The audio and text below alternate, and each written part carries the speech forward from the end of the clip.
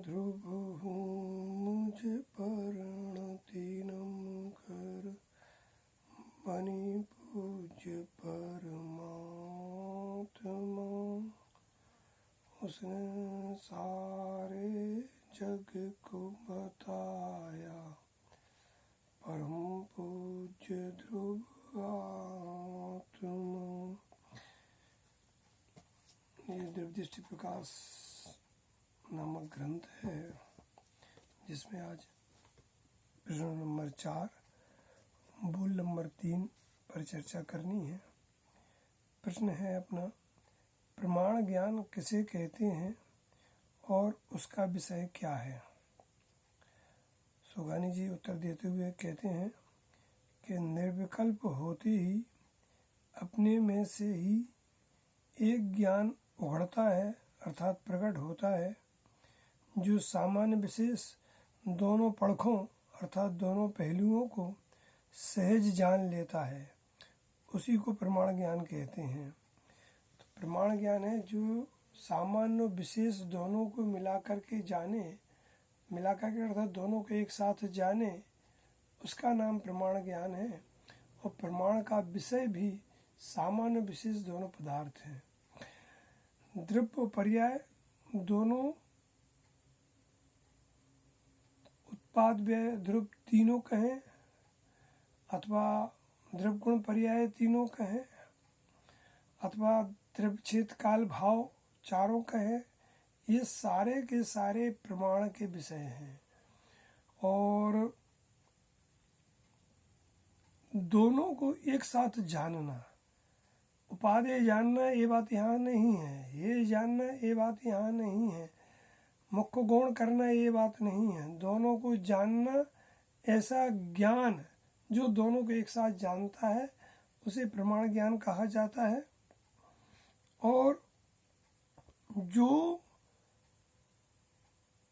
उत्पाद व्यय रूप है, जो विनाशिक है, जो अनित्य है, उसे गौण करके एकमात्र त्रिकाली को जानना, उसका नाम है निश्चयन है। और वो निश्चयन ही मुख्य है और वही ध्येय है। और उसी के आश्रय से अर्थात उसी को अपना मानने से, उसी को अपना वास्तविक स्वरूप मानने से, उतना ही मैं हूँ ऐसा मानने से नियम से मोक्ष मार्ग की प्राप्ति होती है। इसलिए यहाँ पर क्या कहते हैं, देखें, निर्विकल्प होते ही अपने में से एक ज्ञान उगड़ता है। तो दूसरी बात इसमें एक शर्त ये भी है कि सच्चा प्रमाण निर्विकल्प दशा के बाद अर्थात निर्विकल्प दशा से ही प्रारंभ होता है। जिसे आत्मा का अनुभव नहीं है, चौथा गुण स्थान नहीं है, निर्विकल्पता नहीं है, उससे सच्चा प्रमाण का जन्म भी नहीं होता है। मानो उसे प्रमाणाभास है। जैसे अज्ञानी को नयाभास होता है, टोडरमल जी ने मोक्षमार्ग प्रकाशक में अव्ययाभासी, निश्चयाभासी और व्यवहाराभासी मिथ्या दृष्टियों की जैसी चर्चा की है। तो उसे आभास तो हो सकता है लेकिन यथार्थ में सच्चा ज्ञान नहीं होता है, अर्थात निर्विकल्प प्रमाण या सम्यक प्रमाण नहीं होता है।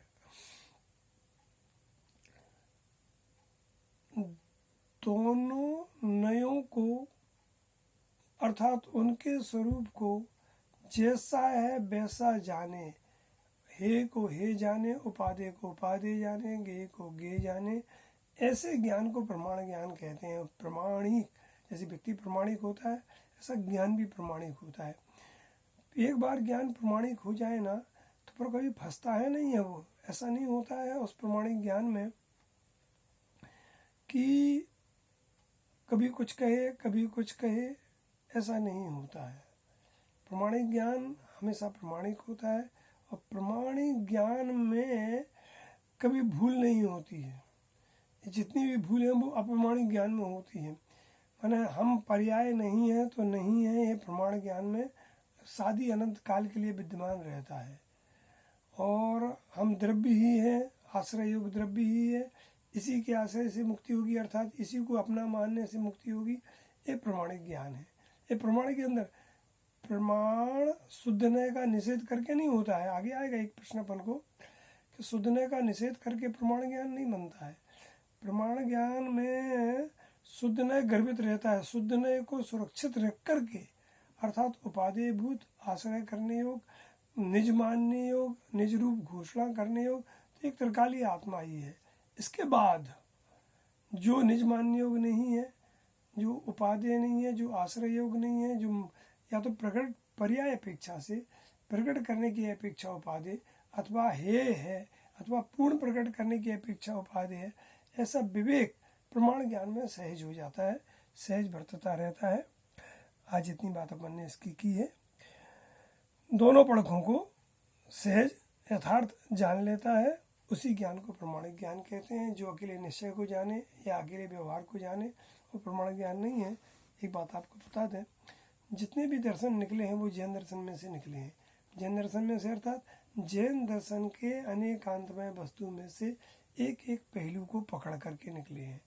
कोई निश्चय, कोई व्यवहार, कोई पर्यायार्थिक, कोई द्रव्यार्थिक, कोई अकेला उत्पाद, कोई अकेला व्यय, कोई अकेला ध्रुव, इस तरह से। क्योंकि समस्त दर्शनों को मिला के जैन दर्शन नहीं बना है, बल्कि जैन दर्शन को सही नहीं समझने से समस्त दर्शन बने हैं। इतनी बात आज तक की है, बाकी चर्चा अपन कल करेंगे। जा वाणी के ज्ञान थे सूझे लोकालो, सो वाणी मस्तक नमो सदा देतु। बोलो जिन वाणी मात की जय।